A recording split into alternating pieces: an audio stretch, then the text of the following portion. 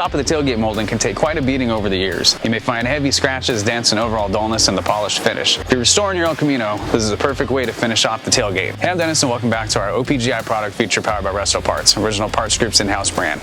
Today we're going to be looking at our 1964 through 67 El Camino top of the tailgate moldings. Introduced back in 1996, we've been the leader in the industry manufacturing bed moldings for decades. All top of the tailgate moldings are manufactured from roll form stainless steel. Our roll form process guarantees a consistent fit and finish unlike others on the market using brake formed versions. Roll forming is the original GM way, and it's exactly why we've stuck to it. In addition, we include all the proper mounting clips for your molding, so it'll be ready to mount up right out of the box. Thanks for watching, and don't forget to subscribe for more product features and updates. For more information on these and other great products, please visit us at opgi.com. Call us today or use our fast, convenient website.